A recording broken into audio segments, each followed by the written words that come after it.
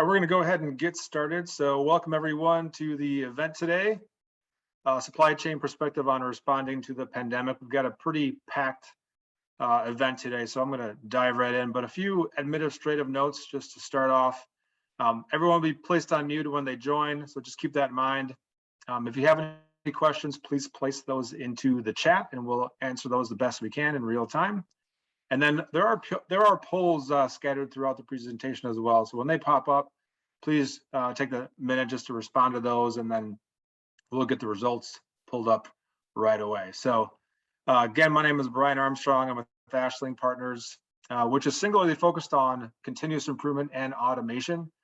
And Ashling is really comprised of what we call the 4 A's of Ashling, which is advisory, automation, analytics, and AI. I'm obviously in that advisory section, specific to manufacturing and distribution.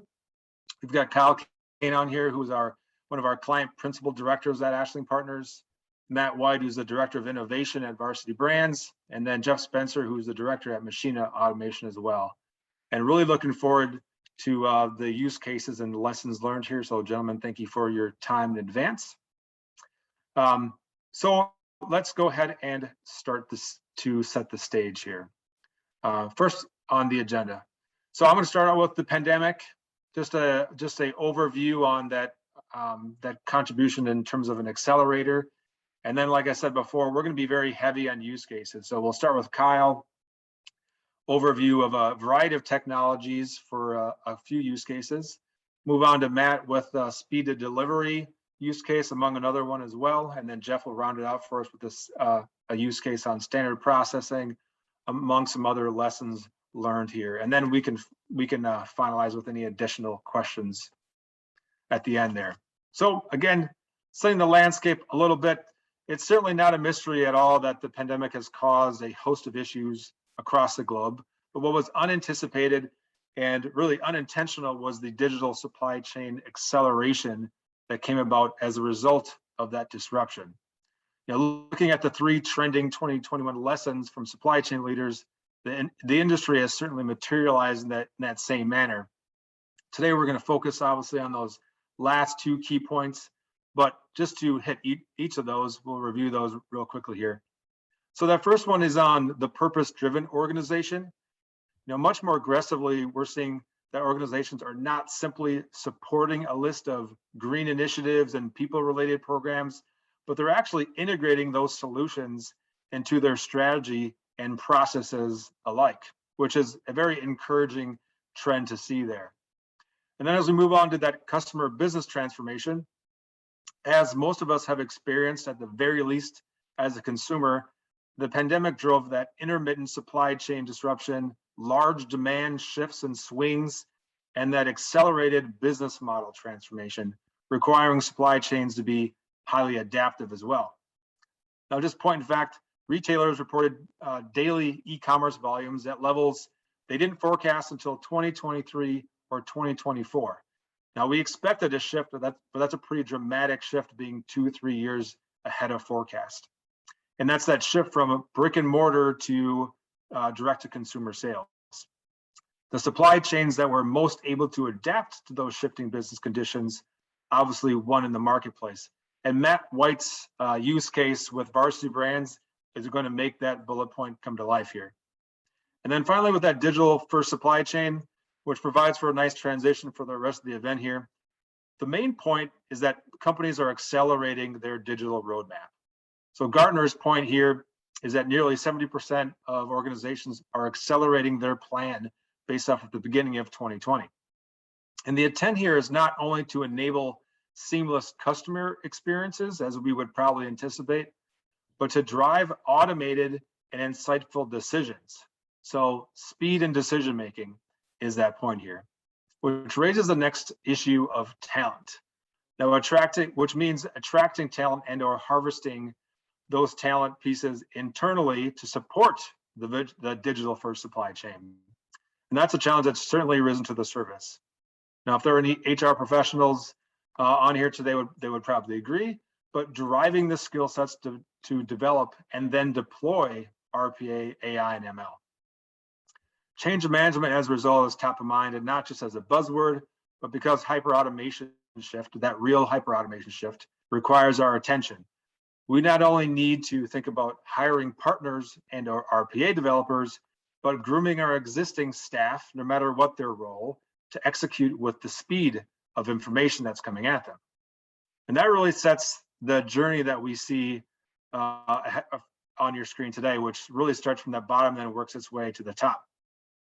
And what are the appropriate analytics and technologies to invest in today with that goal of making better decisions, with that goal of making better actions across supply chain processes, whether that's improving utilization, speed to the customer, improving your resiliency, whatever that may be.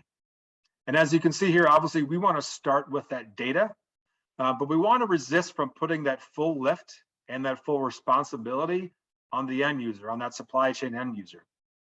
As we progress up the path here, we'll utilize baseline analytics, which often bring us closer to better decisions, but that's after the fact insights. And they're usually not very timely, which is a problem in today's market. As maturity advances, we get closer and closer to making better decisions. And finally, at the top here with investments in AI, where we're striving for autonomous operations that fully automate both the decision-making and the execution of the action, which again is going to be supported by a number of use cases today. Now it's a progression and we do need to take that data as the foundation, but the biggest return of investment is going to come from organizations that are mature enough, both from an investment standpoint and from a change management standpoint, to advance using that analytics and AI. So to shift, we're going to ask a few questions of the group right off the bat here with two polls. And the first one is, what effect has that pandemic had on your business? So if you're, when that pops up on your screen, please engage there and we'll try to respond to those immediately. Give you about 30 seconds here.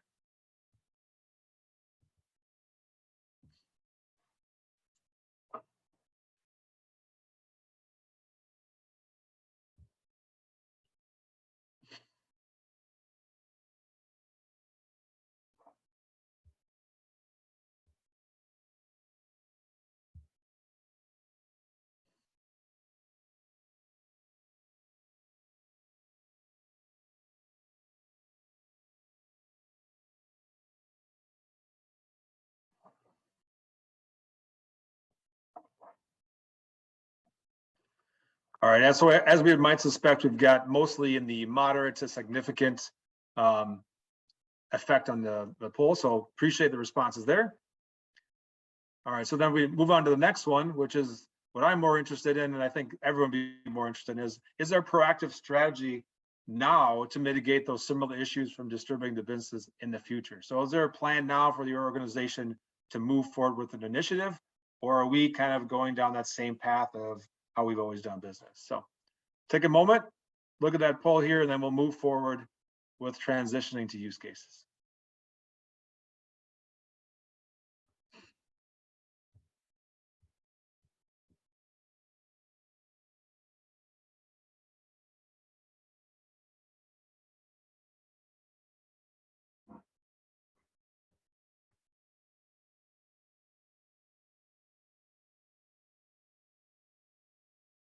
All right, so we're basically at an even split here in terms of half people said yes, there is a plan, and the other half said that there's not a plan, which is great, and hopefully these use cases will be very enlightening for you.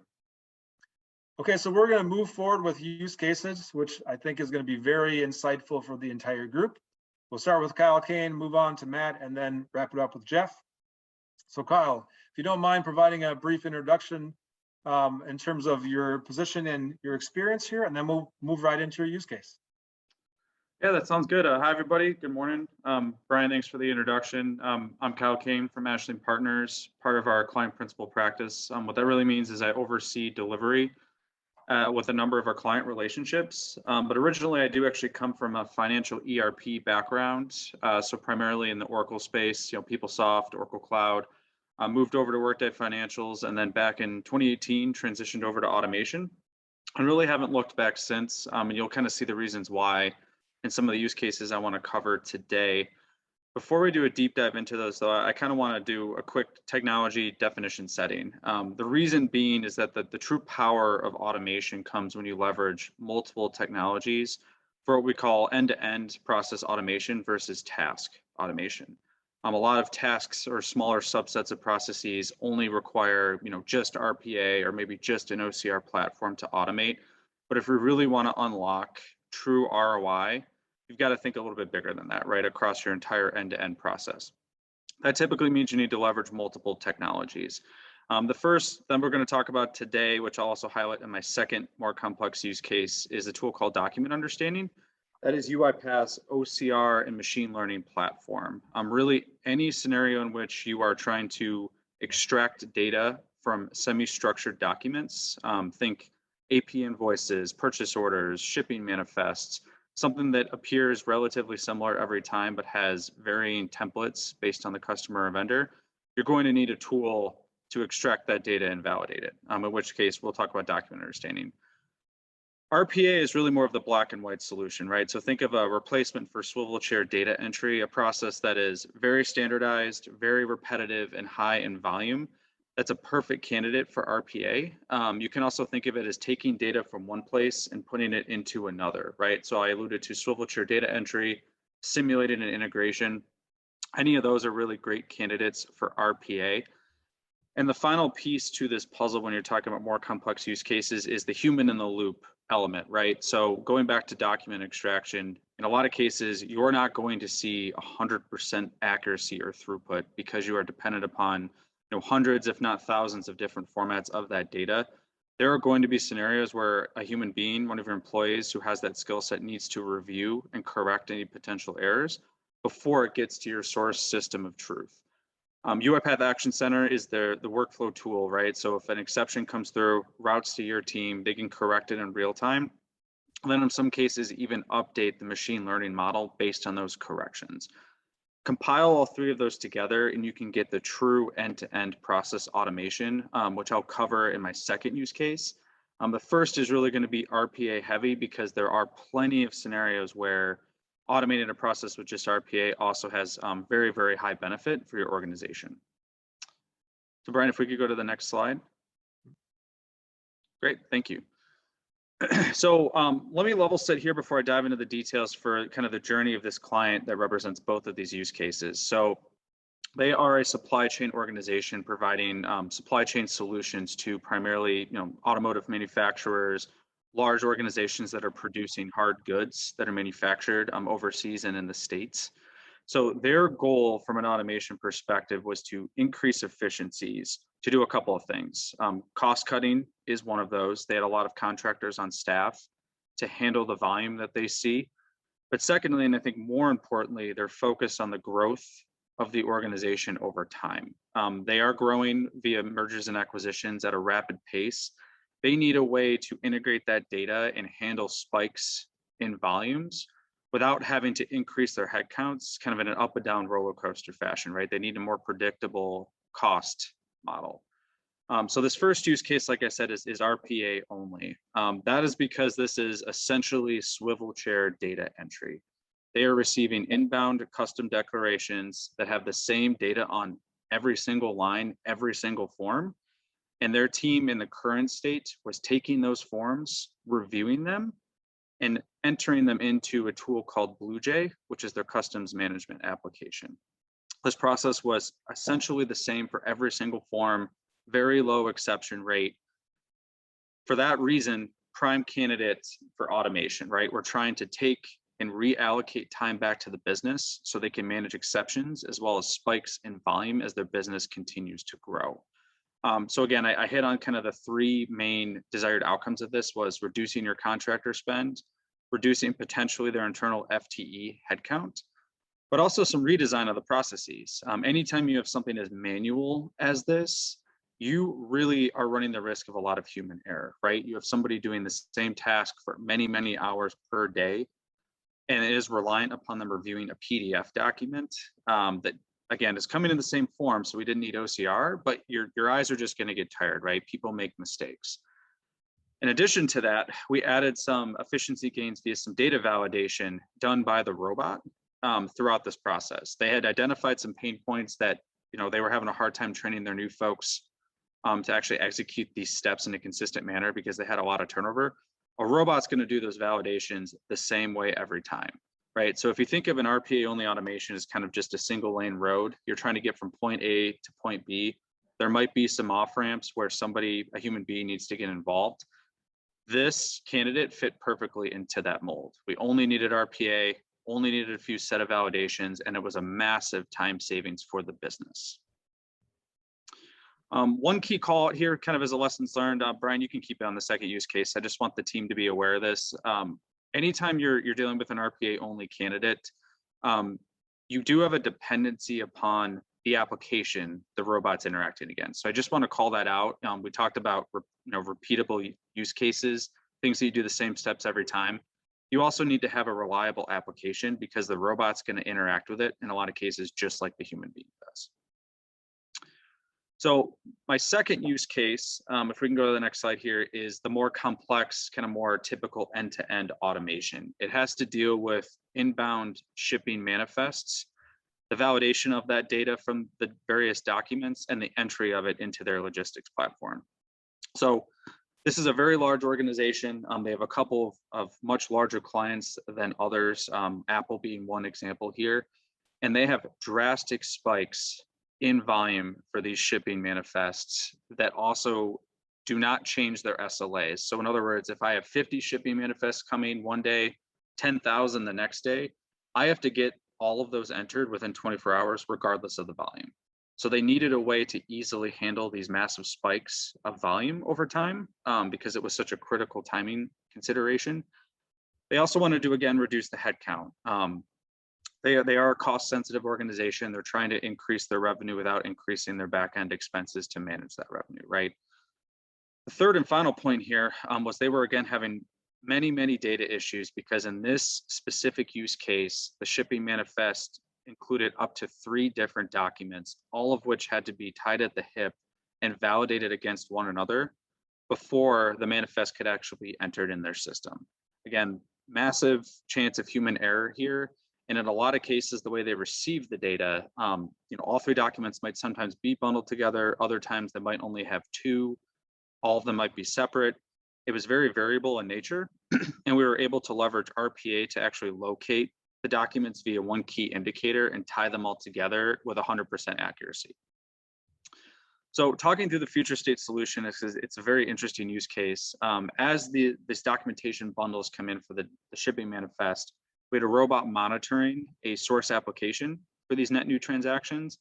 It would grab them, bundle them together, and route them to document understanding for extraction.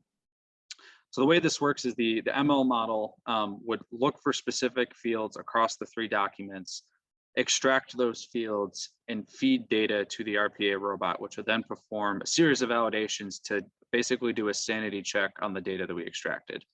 Did we get all of our required fields? Are our quantities across all 3 documents the same, which they should be? If any of those validations failed, they would route to Action Center, which again is the human in the loop element of end-to-end process automation for human review and intervention. We also built in notifications because again, there are very tight SLAs for how quickly these shipping manifests are entered. We did not want transactions to be routed for review and nobody knows about it, right? Because you have to execute that review quickly. Once the review was complete or the document was ready, a robot on the back end would complete the entry into their system. And then kind of the final piece of the puzzle here is as documents were trickling in throughout the day is the team really wanted to know, how did we do today, right? How many manifests were entered? How many had an issue? It's hard to track that without some kind of a summarized report. So this is another benefit of automation is increased auditability and visibility. The robot's actually sending, in this case, a summarized report at the end of each business day to the business that highlights what it was able to do versus what exceptions it encountered with categorized issues so that over time, we're able to report on potential data problems that they're having and potentially improve the process over time. Which one last thing I want to highlight for the group here, that's a really cool benefit of automating any process is because you have to get so diligent with your process mapping, your design, you do tend to highlight pain points that many people might not have known were even there to begin with. right? Which is something that I think is a really cool tool. It really leads to a lot of process efficiency gains, whether it's the automation doing it, or it's a true retraining effort or process redesign for your business folks. So let me stop there and see if the group has any questions. I haven't seen anything flow into the Q&A portion here, but I'll give everyone just a second. Otherwise, I will pass it over to back to Brian. So something that came up here, Kyle. So can you speak to the challenges that you face with implementing DU, document understanding? Yeah, great question. So first and foremost, I just want to caution everybody, machine learning is a term that's thrown around a lot, right? The best way to think about it is it's a data-driven exercise. You are training a model to extract data that is somewhat unpredictable in nature. So your model is as good as the data that you feed it. The second caution I throw out to everybody is 100% throughput is not feasible in almost any case, right? Because again, you're dealing with such variable data. You also are dependent on the quality of the images that you're trying to extract data from. And in a lot of these cases, it's third parties sending you the documentation, right? It's vendors, a shipping company that you partner with, whatever it might be.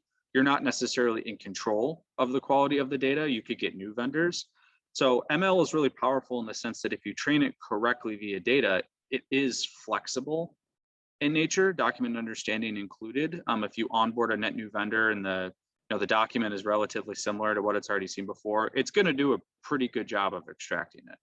But it's really important to level set expectations before a document understanding or really any ML or OCR implementation. Because again, 100% throughput should not be the goal. So you have to really think about it from a time or cost per transaction mindset, right? If it used to take me 5 minutes to process it manually, maybe we can bump that down to 3 minutes, 2 minutes. I'm still spending some time, but it's a significant savings over time. So again, to kind of summarize, data, right? That's the biggest thing with ML, feeding it good data to train it accurately.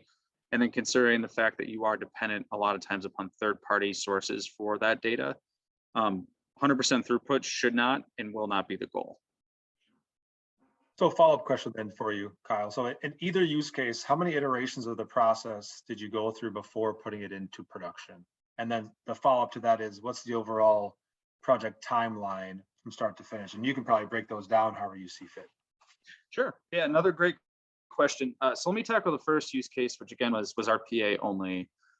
A typical RPA only project that falls kind of in that medium complexity bucket. In other words, it's swivel chair data entry, fairly consistent validations, and a UI based automation on the back end.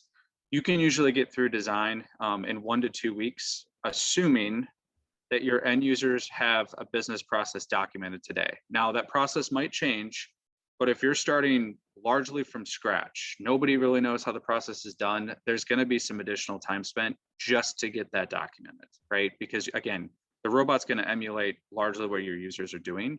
That's a level of detail that's hard to get down to if the process is not yet documented. From a re-engineering standpoint, I typically see that take 1 to 2 cycles. Because you're not typically fully rebuilding the process. You're adding in, some net new validations, maybe tweaking something to improve it based on someone's observation, but you're not completely rebuilding the process from scratch. Going to this example that Brian is still showing, which is far more complex, design is going to take anywhere from 2 to 3, possibly, again, in the worst case scenario, 4 weeks, but I've on average seen it done in about 2. Assuming the team is ready, right? So it's all about expectation setting. You have to know, what fields am I extracting from the document? Is it consistent across the board? What validations are in place? And provide the data to your ML engineer as soon as possible. We typically recommend anywhere from 250 to 500 sample documents per machine learning model. You don't often need all 500. Given the complexity, I think in this case, we needed about 250, 300 when it was all said and done. But you have to go through multiple cycles of train the ML model with one sample set, test it against a net new set, so it's a real test of the performance, and then typically usually need to do another training because you'll see some issues fall out that might not have been caught the first time around. Test again, and then Usually after 2 cycles, it's usually ready for end-to-end testing with your end users. Again, depending on your image quality and just how complex of a use case it is. Wonderful. Thank you, Kyle. Appreciate that. Great use cases, especially the second one. Very, very interesting. And appreciate the lessons learned as well. So another poll here very quickly. Are there significant supply chain intelligent automation opportunities within your organization? So trying to be very specific pinpoint on this question and just get a feel for the audience. So we'll put that up there if you don't mind engaging right away here. We'll share it and then we'll move forward with Mr. Matt White.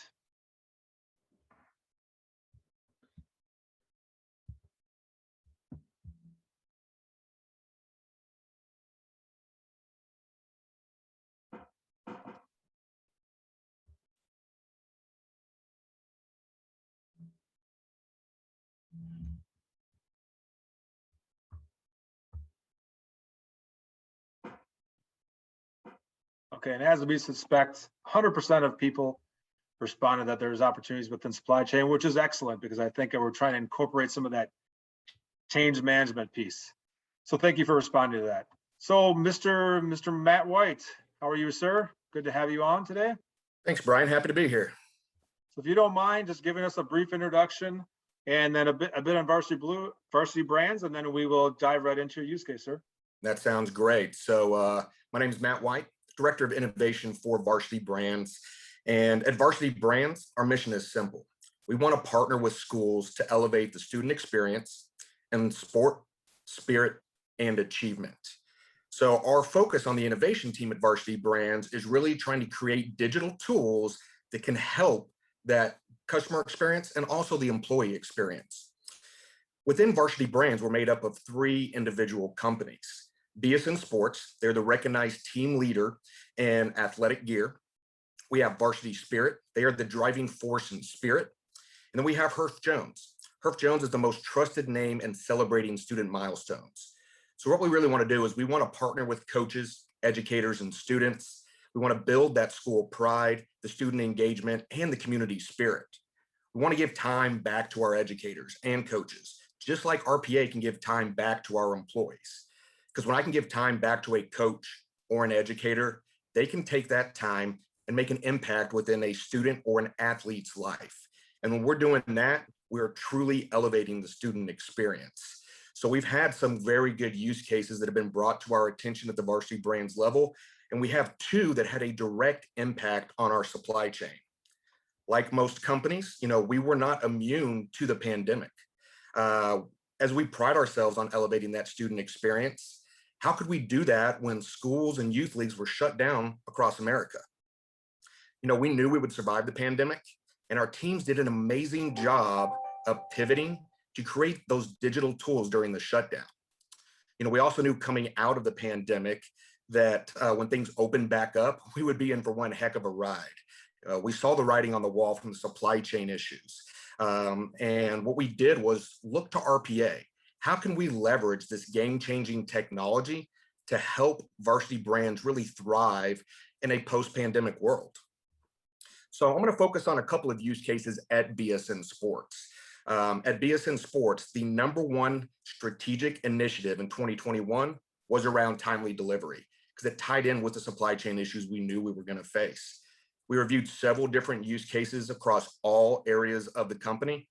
And during the review, it became apparent that we had a use case we could simply not ignore.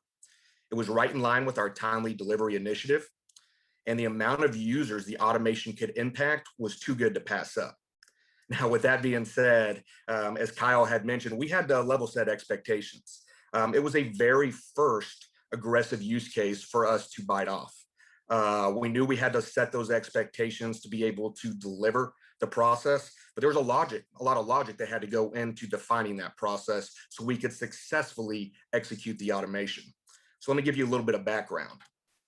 At BSN Sports, we have over 250 CSRs that support over 1,500 sales professionals that are scattered across the country. These CSRs are really the eyes and the ears for our sales professionals. Their #1 job is to support them and their customers. So I think of them like air traffic controllers. They have hundreds of orders that are in flight at any given time and at any given stage of a particular order. And their job is simply to ensure that the customer gets their order as quickly as possible and they have a great customer experience. Part of this support had historically meant reviewing and entering orders. So we have a 250 CSR supporting over 1,500 sales pros, and on average, one CSR processed over 3,000 orders a year. I'm no mathematician by any means, but even I could do the back of the napkin math there and see we had an incredible use case in front of us. It was too good to pass up, even if it was a little bit on the aggressive side. So what we did was we looked to automate the review of this order creation process. The ERP system that is used is SAP, and we have a portal that lays on top of that where orders can get entered in. So we defined the business rules and the logic, and then we had the automation complete that and emulate the CSR behavior. If the CSR had historically stopped and prompted the sales pro because a product is unavailable, we followed that same business rule, except the email now came from a robot instead of from our CSR. And the sales pro could respond back to that email. The automation based on the response it received would then execute a particular workflow. So it was really amazing to see this come to life. We launched it back on April 1st. And to date, not even a year since we have launched it, we have saved our CSR team over 26,000 hours. That is absolutely huge when we're trying to battle some supply chain issues. Obviously, a goal of an automation is to give time back to our CSRs. We wanted them to be able to focus on those more meaningful and those impactful tasks. Instead of them having to take 5 minutes to push one order into our ERP system and review it, we wanted them to become hyper-focused on that timely delivery and the customer experience. You know, when we launched the automation, candidly, our EVP of operations told us that without RPA and this automation, there is no way his team could have handled the supply chain issues everyone has faced during the pandemic. Our CSR team, again, became hyper-focused on those open orders, allowed them to be proactive in dealing with some of these supply chain issues because we took that mundane and repetitive task off of their plate. You know, to me, the greatest benefit besides the time savings we were able to give our CSRs was the competitive advantage the automation gave BSN Sports and our sales force.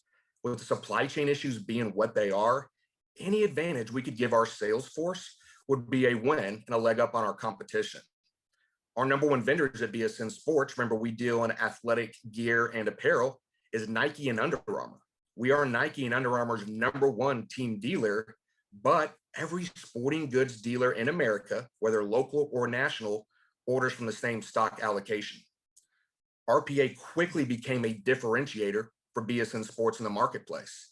When we have these bots pushing orders into our ERP system, we now have 24/7, 365 order creation. So while our competition has to wait to place orders during traditional business hours, which is typically 8 to 5, Monday through Friday, we had orders getting created around the clock and those purchase orders getting sent to vendors to go ahead and reserve that stock. In essence, we took a very manual and repetitive process. We were able to automate it through RPA, and we delivered on our promise, to give time back to our CSRs and give BSN Sports a chance to really thrive within the pandemic and with the supply chain issues we were all facing. This one automation has now led to several different automations we have in production, and now we have an RPA pipeline to deliver more wins to the business in 2022. So that kind of wraps up our first use case. Again, very aggressive, but we saw tremendous results out of that.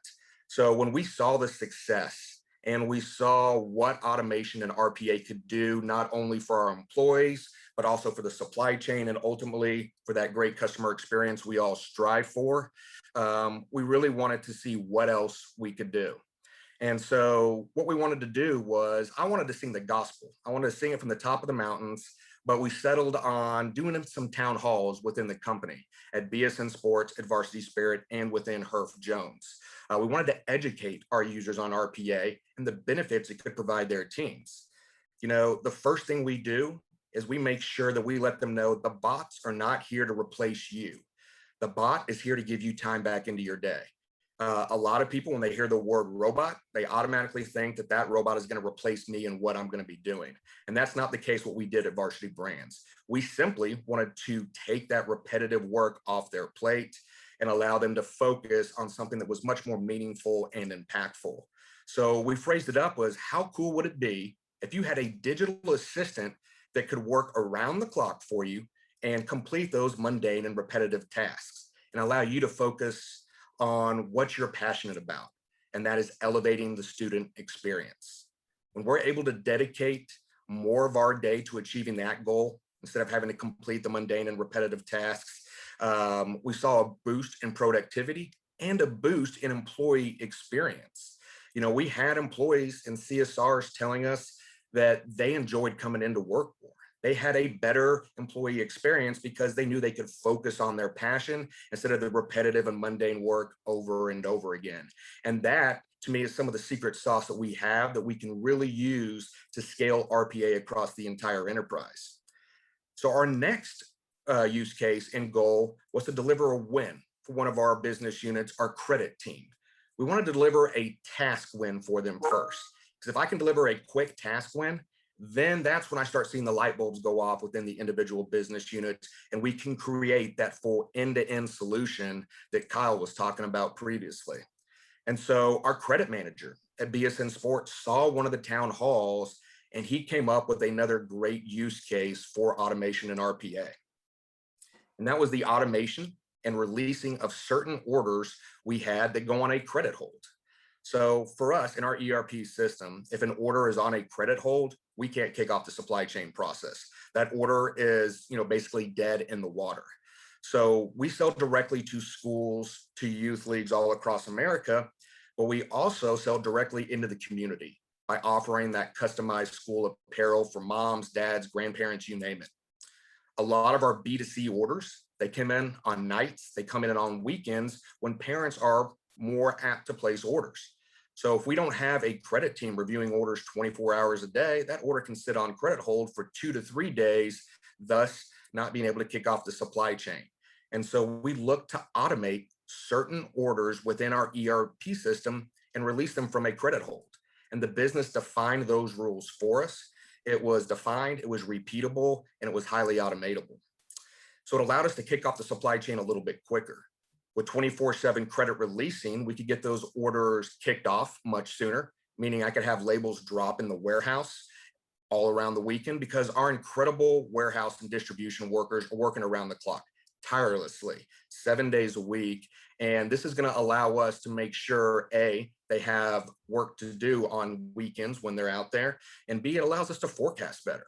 So they can know that they are going to be having orders come in on nights, weekends. It helps our managers and directors be able to get the appropriate staff in place for certain shifts, whether it's the day shift, the night shift, or the overnight shift.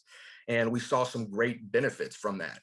We had our directors and managers, sometimes they would have to log in on weekends remotely, whether they're on vacation or spending time with family and friends to release these orders. So now that we can have the automation do that same validation humans had historically been doing, now we have that automated, and we know that we're going to have work for the warehouse to do. We know they're going to be able to give time back to our credit team. And now they're coming up with more and more ideas to really see if we can automate that full end-to-end process within our credit analyst team. So it was really impactful to see that come to life. And it was a simple task automation. But by delivering a simple task automation win through RPA, that has opened up other doors for us, not only within our credit team, but within our finance team as well.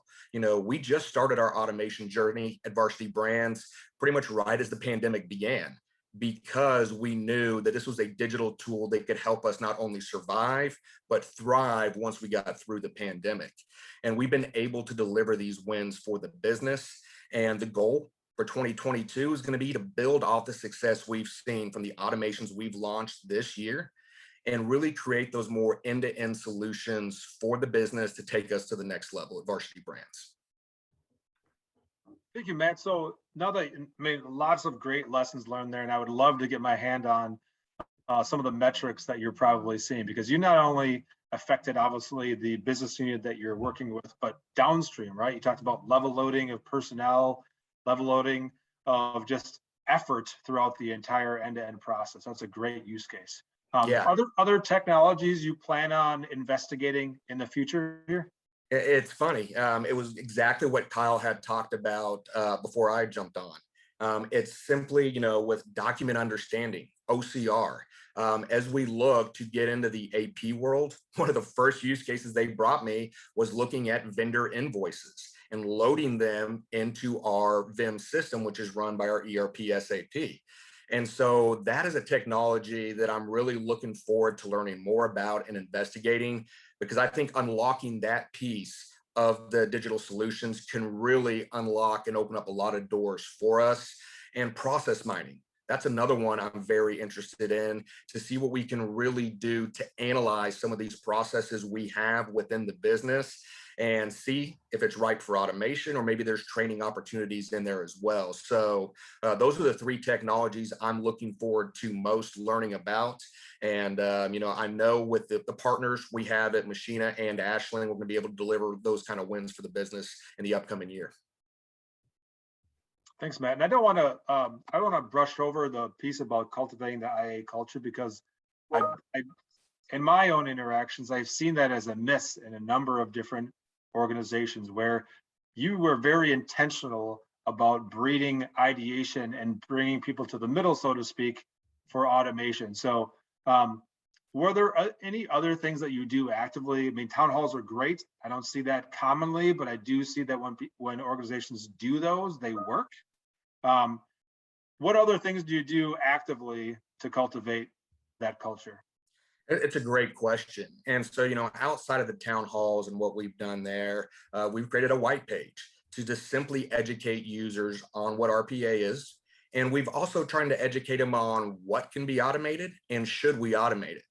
We've had great use cases brought to us, but we shouldn't automate it because it's only done once a month and it takes that user 30 minutes. So that is something we've really learned, as, being able to educate and get out ahead of some of these town halls and meetings that we might have, circulating that white page with the individual business units, and then finding RPA champions. The town halls are great. It gets the message out, it casts a wide net, but finding RPA champions within each individual business silo has really allowed us to be able to find more of these use cases that might be out there. We're actually in the process of creating a kind of an infomercial, a 2-minute video that's going to be all about RPA. And, think about Jurassic Park back in the 90s. That video that they see on how dinosaurs are created at Jurassic Park, we want to do something simple like that can be understood by everybody within the organization, no matter which position they hold. So we have ideas coming to us like that on how we can circulate what RPA is and the benefits it can provide to their team. And we've already seen great success out of some of these programs, and we're going to look to build off that for next year. Oh, that's a great idea, Matt. That's amazing. Yeah. Well, thank you, sir. We're going to move to that poll here. Appreciate the interaction. If you have any questions, feel free to put those in the poll. I'm sorry, into the Q&A, and we can add those at the end here. So next poll here: what level of manual intervention is required within your existing supply chain? So most of the time, as you might suspect, a great place for RPA, a great place for AI technology in general, is heavy on process, heavy on paper. So if you don't mind, when that pops up, interact with that, and then we'll move on to Mr. Jeff Spencer for the day.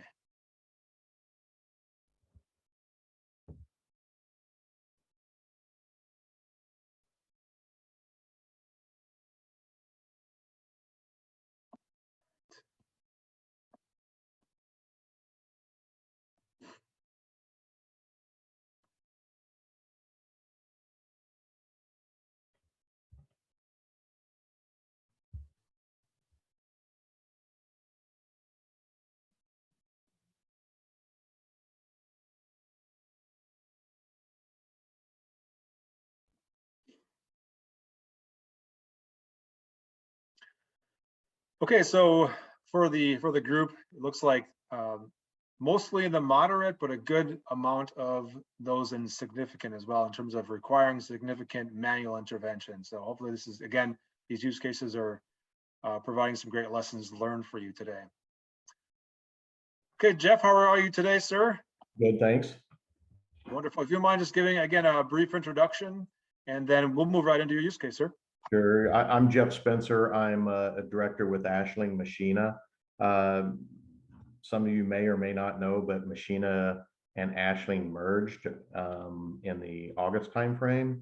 And so now we are a part of Ashling. And so I'm here in the Dallas area, responsible for Texas, Oklahoma, Arkansas, and Louisiana from a new client perspective. And so I spent a big chunk of my career in manufacturing and distribution solutions for my clients, working not only in traditional manufacturing places, but also process manufacturing, like in metals and steel and copper and that sort of thing, and then also some aerospace. But served as a partner at KPMG in the transportation logistics practice, where I worked with large logistics providers and transportation companies across North America. So today I want to talk about one of our clients who's a large plumbing distributor. And one of the automations that they did there, it was actually one of their first automations they did in their procurement process. So we want to talk a little bit about kind of a standard process in your business that happens every day, and how automation can help you with that sort of a process in your business. So the landscape of the client basically is they've got around 200 branches in 16 states, 100,000 products. They deal with 1,800 vendors or more, and they have approximately 40,000 commercial customers out there. So they're a good sized company, around 2 billion in annual sales, and they run an ERP solution called Eclipse, which is kind of specialized around distributors of this type. So they have branches, so they sell both to individuals. You could walk into one of their branches and buy plumbing supplies, and they also have large commercial clients that come in and do very large orders with them. So the opportunity with these guys, and it's kind of funny on the timing of all this, because we started working with them Q1 of 2019. So in January, we were doing a proof of value with them, showing them how the technology works, and that all went great.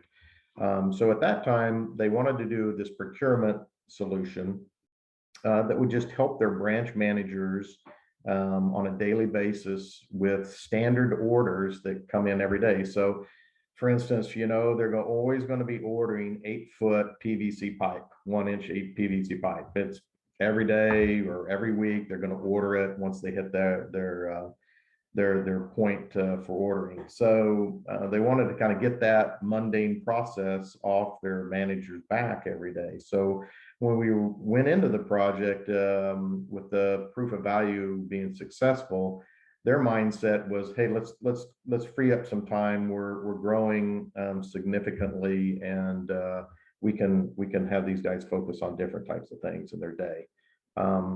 Turns out when we actually started the project was in late April, early May of 2019, right as COVID was really taking hold. And at the time, everyone was thinking, oh my gosh, everything's going to crash. People were taking the management teams of the companies, and including ours, took pay cuts in preparation for the onslaught of a long, hard battle with COVID. And these guys were not any different at all. So we got together with them, and as COVID hit, it began to be even more apparent that this solution could be a little bit more than just taking care of mundane activities for them. It could really help them because they might have to lay off people. So it might be able to, really free up time and take more work off of them. So we started our construction of the thing, and we got into, August, and we were finishing that up and getting into UAT and all that. who would have ever thought that in September we would completely go 180 degrees in the construction business and see a building boom like we've never seen before, I don't think, in this country. So we went from, hey, regular stable business to, oh my God, the sky's falling, we're all going to lose our jobs, we need to get this automation in to help us, to, oh my God, we've got so much business and our supply chains are so restricted, we need to get this in to get our people time to go source new product and help orders get through the pipeline. So just to kind of a overall setup of the timing of this was really crazy, but that's actually what happened out there. So what we did is we standardized the distributing of the normal type of products, like I said. So they use Eclipse, and it's a pretty good system. And every day it generates some reports for each branch that says, hey, these are the stock items, the line items out there that you need to consider ordering today because we're getting low levels out there. So the ERP is good and it's smart and it understands its inventories and order points. But still, the manager still had to go through that list, validate it was correct, sometimes do some checks on some stuff out there, and then enter the order for execution in the ERP. So the solution went out and took that portion where they were reading that report and releasing those standard orders and bylines out there for them. So and that all went great. So really, that's the solution that was implemented out there and the opportunity. Now let's look at the impacts of it. Really, of course, there's great time savings because you have so many branches, but really the transactions themselves don't take a lot of time, 30 seconds to a minute and a half, depending on if they have to go out and look at some of the inventories or check some things. Doesn't take a lot of time, but when you spread that across 200 branches, the savings start to mount up to be significant on a daily and annual basis. In this case, just that process alone saved them about 15,000 hours. Now, we all know that when you got that many people entering orders, you're making mistakes out there. So the other big savings here is you don't have 200 people out there entering orders every day on these standard items. You've got a bot that's reading the report that was produced out of a good ERP system with good data, and taking that data and entering in those orders. So no mistakes. It was all good, clean transactions. So then based on that, then it also improved the supply to the branches with less outages, because now what we're seeing in the branches is outages because they can't get enough materials in there to supply the construction boom that's happening, and the supply chain out of Asia is completely disrupted at this point. Some of the other things that we noticed about it is it really helped our branch managers and leaders in the branches to source better. So, the supply chain's disrupted, it gives them more time in their day to go source and to work specialized and rushed orders. So they're not spending time entering in an order that a bot can take care of. They're out looking to get materials out to their customers who are sitting there waiting for that. So it was a big improvement in that sort of activity. And we really don't have the benefits of that. That's kind of one of those, it's a huge benefit, but we didn't quantify it. It's hard to quantify that. But I think that, what the managers are saying, they're certainly glad they're not having to do that mind-numbing work every day of entering those orders for the PVC pipe. But, they're able to focus their time on value-added activities.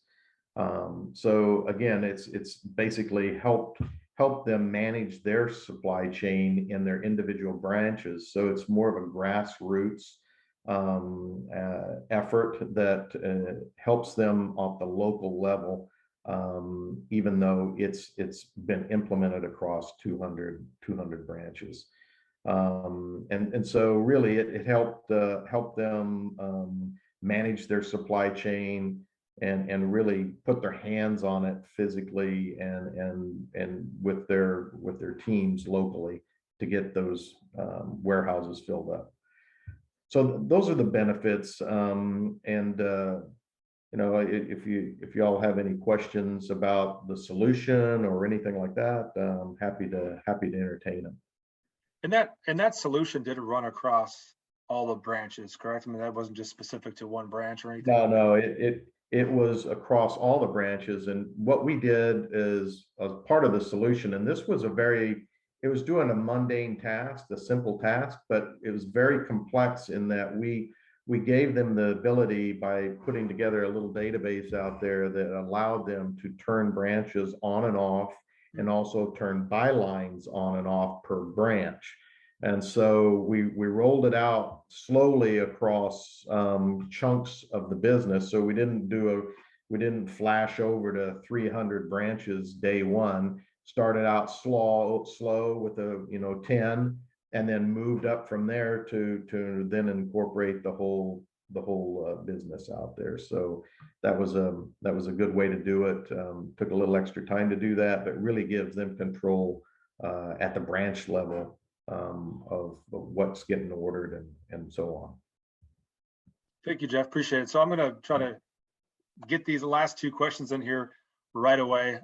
So Kyle, I know you answered this online here, but if you don't mind just speaking to that question, back to your point, the question is, seems like you had 3 documents for data extraction, the packing list invoices, and the OB, is that how you say that?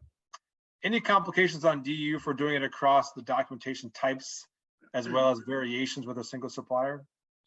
Yeah, that was a fantastic question. So the increase in complexity was really on 2 pieces.